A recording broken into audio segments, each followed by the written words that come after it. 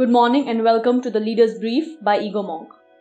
Today we look at India's decision to completely revamp its education system, opening up prospects for foreign universities to set up campuses in the country, estimate the losses caused by floods due to torrential monsoon in India and Bangladesh, and examine the risks posed by the Mali standoff on the stability of West Africa.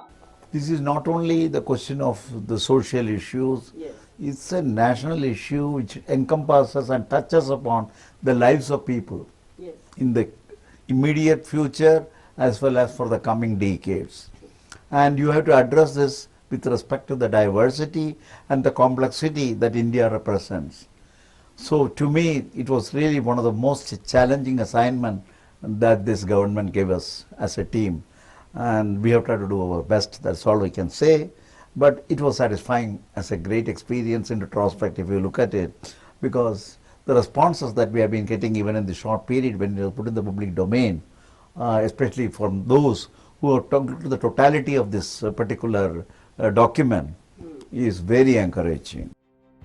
Dr. K. Kasturirangan, former chief of the Indian Space Research Organization, who heads the committee drafting India's new education policy, told Indian public broadcaster Doordarshan after the Indian cabinet okayed it at the parliament. The policy is an ambitious approach by the Indian government to completely revamp the country's education system. For starters, India is doing away with the decades-old 10+2 pre-graduation system that focused on yearly test-based evaluations, culminating into two major board examinations before a student can pursue their college degree. The new system being proposed has a 5+3+3+4 structure with a total of 4 exams at each stage. The system is undoubtedly a more scientific approach towards the holistic development of students.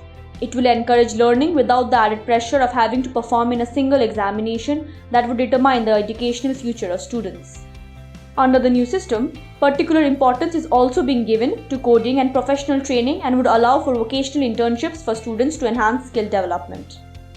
Another critical development expected to happen with the implementation of the new draft policy is a provision for foreign universities to open campuses in the country. The move is expected to increase competitiveness and encourage foreign investment in the Indian education sector. On the downside, the move is expected to substantially increase the cost of education in the country. One provision that has come under severe criticism from some opposition parties and educationists is the doing away of the English language as the medium of teaching. The government has decided to make the local language of states the medium of instruction for schools. Dr. Kasturirangan justifies the decision thus. The language section, which is touched upon in this, not touched upon, which is elaborated in this particular document, really is a comprehensive account of what should be the policy for education, for teaching, for comprehension, and also learning the different languages. India is a multilingual state. It is actually a great boon that this country is a multilingual state. So we wanted to recognize it in the policy formulation. So there is no question. And there is this plurality about the society, which also we have to address. So keeping that in mind, we formulated the language part of the policy, duly taking into account the fact that the diversity has to be respected, the plurality has to be respected, and the states should be given that kind of a flexibility to choose the language in which they want to transact business. While the draft policy seems to be a promising move with the Indian government planning to increase education expenditure to 6% of the GDP, many critics continue to argue that its implementation may face several hurdles. Some have even questioned as to how the government plans to earmark the 6% amount given the economic stress caused by the pandemic and other natural disasters.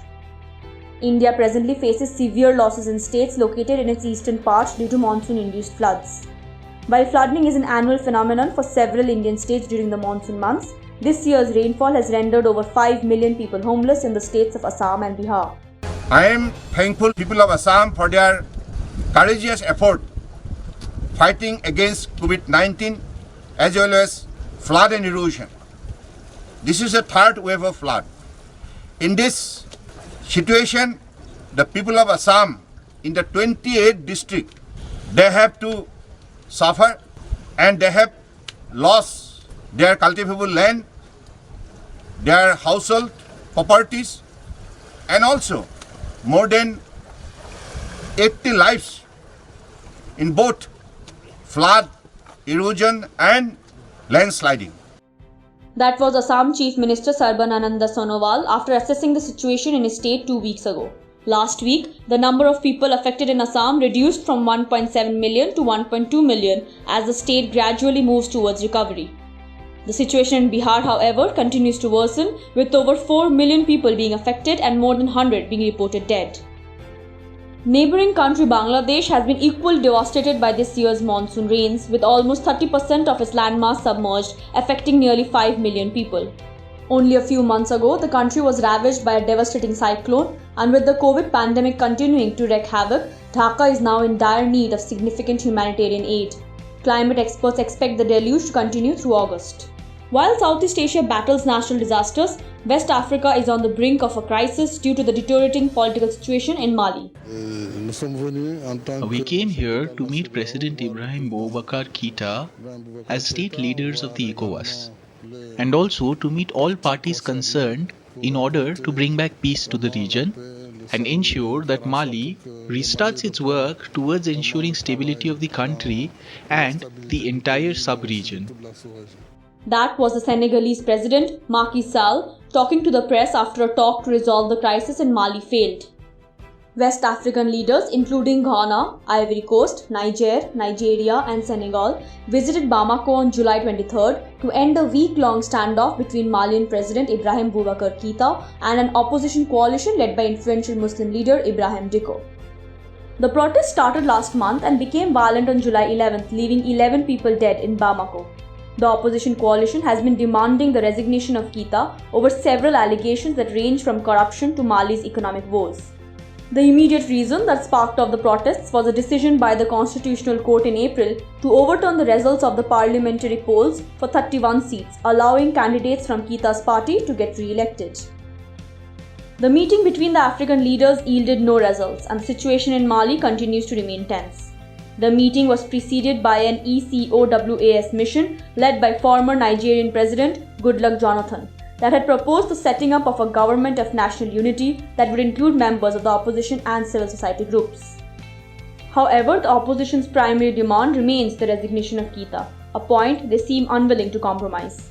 The situation in Mali is of growing concern for all neighbouring West African countries as it allows for several armed groups to gain strength in the country, threatening insurgencies in the entire region. The effects are likely to ripple into Europe as well, and global leaders are also trying hard to mediate a resolution to the crisis. The question now remains on whether Malian president will be forced to step down. That is all for today. Thank you for listening.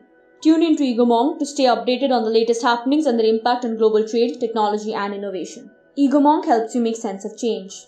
We are a global intelligence platform delivering asymmetric outcomes by bringing organizations closer to the communities they want to serve and the leaders they wish to influence.